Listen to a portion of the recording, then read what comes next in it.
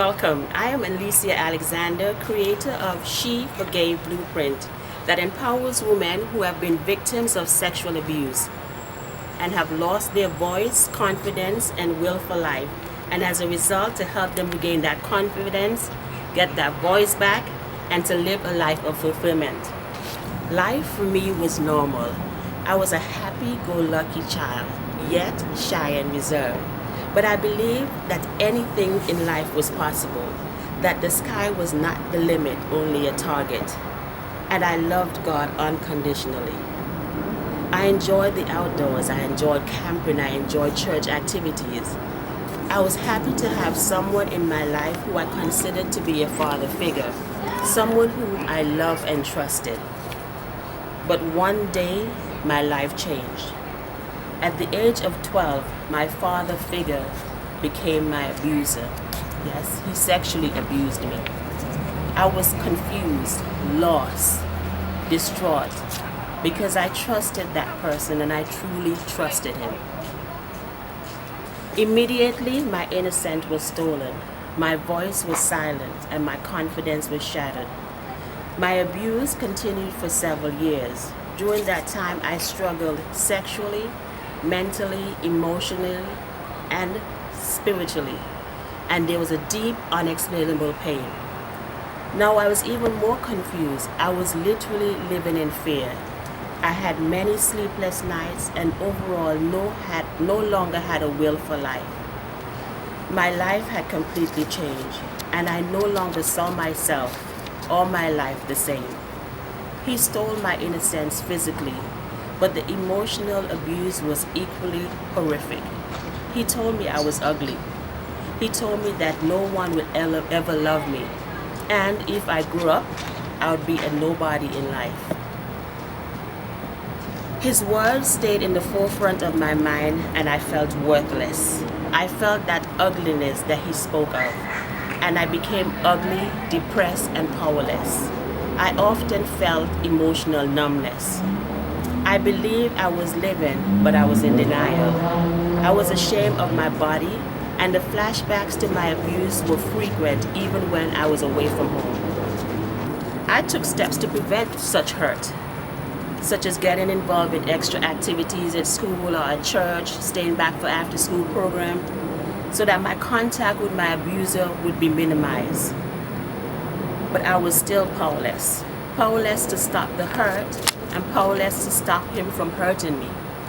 I began to believe, and I believed and loved him and believed that that was his way of loving me. That was his way of expressing himself to me. After a while, my excitement for life and my will for living was totally broken. I lost confidence, stayed away from the things that were once interesting to me. I stayed away from individuals who probably had my best interest at heart. I began to seclude myself. I hated taking pictures, and if I did not want to see them. The saying that children are not to be seen and not heard truly played out in my life. Added to the fact that he said no one would believe me if I shared my story. The added threats of family harm kept me silent. It became difficult for me to express myself and even to make eye contact with others. I prayed for people around me to see the pain, but no one did. I eventually told 2 people about what was happening to me, and their words further victimized me. Years after the abuse ended, I lived what appeared to be a fulfilling life to others, but looking from the outside, looking on the inside. But internally, I was living in the pain of that 12-year-old girl. I was internally victimized because I was still hearing those words. I lived in fear because I expected other men to hurt me. I was extremely watchful and cautious because I did not trust anyone. And I even questioned my sexuality. Maybe I should be a tomboy. That way I'd be identified as a male and not be a female and not be subject to the sexual abuse of another man. In 2013, I had a major struggle with who I felt I was internally and who I was living as on the outside. One Saturday, I attended a church service. That day, a visiting pastor spoke on the topic of forgiveness. His message seemed to have been prepared just for me. In fact, before I left the service, before the service ended, I heard what I now call the voice of forgiveness whispering to me. I left the church service that day knowing what I had to do to get my life back on track and to receive the peace I needed for a fulfilling life. For years, I felt powerless.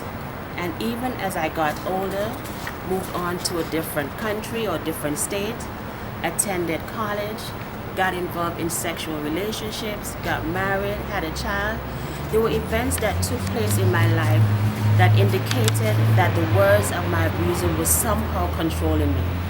I eventually got tired of being tired, of having the abuser living in my head, even after all the years of physical abuse had ended. In my prayer time, I realized that I had allowed him to control me all these years, and that all he said were just lies. I was finally understanding the abuse was not my fault, and it was time for me to take control of my life. After spending much time in prayer, I began searching for his contact information so I could reach out to him. I knew the state that he resided in, and I decided to search the local directory. I discreetly reached out to my family members for information. Eventually, I got the information I needed. I vividly remember the day I called him. It took a lot of courage, but I eventually dialed the number. As I waited for an answer, I had a prayer in my mind and on my lips. I convinced myself that if I stayed on the line and waited for him to answer, that I would have conquered all. I would be victorious. On the fourth ring, he answered. I said, "Hello, this is Wendy." He said, "Who?" And when he realized who I was, I heard the excitement in his voice.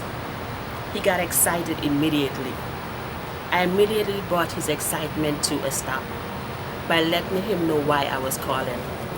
I then explained to him the struggle that followed me throughout my life to date because of the pain and anguish I experienced because of his sexual abuse that I suffered at his hands.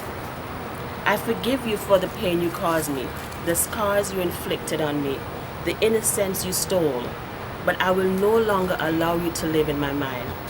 I will no longer live in fear of you, of not being believed, of the consequences of my family disruption. I will no longer live in shame, self-blame, denial, and the need to protect you. You will no longer have control over me. I pray that you make peace with yourself and with your Maker. I want to make it to heaven, and you will not hinder me. I forgive you. On the other end of the line, there were no longer any excitement. The line was quiet. Then there was deep breathing and heavy sobbing. He tried to explain why he did what he did, but I was not interested in hearing. My goal was accomplished. I forgave him. And I wished him a comfortable life and prayed that no other young woman had suffered because of his actions.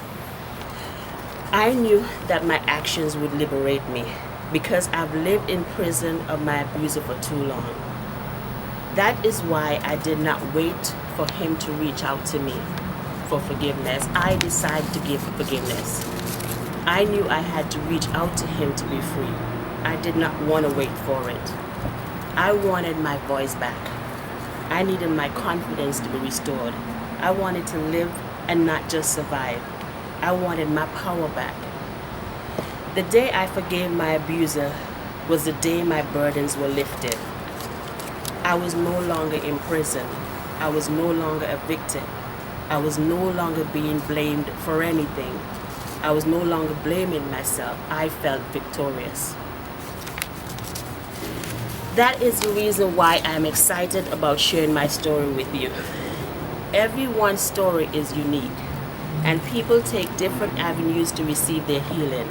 But I can guarantee you one of the quickest ways to liberate from a person who has been sexually abused or who has sexually abused you is to forgive them. I wish I had known that years ago. it would have saved me many years of grief. There are many women who are in the place I was hoping, wishing and praying that the abuser would reach out to say sorry. They might be waiting for an explanation for a reason as to why the abuse took place. That is why I wanted to be liberated. I want to help liberate other women who are in bondage by the men or women who have sexually abused them.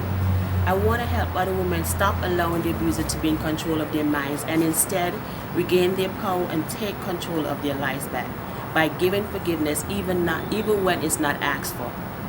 I gave forgiveness without being asked because I wanted to love and live myself and achieve greatness. I could now look at myself in the mirror without shame. I am no longer afraid of a camera. I'm now living my best life. I know who I am, and I knew who I was, and I'm now living on purpose. We must be in control of our destiny, and giving forgiveness was key for me to be able to live freely. I am Alicia Alexander, and I would be delighted to work with you if you are desperately in need of freeing yourself from the hands, bondage, and control of your sexual abuser.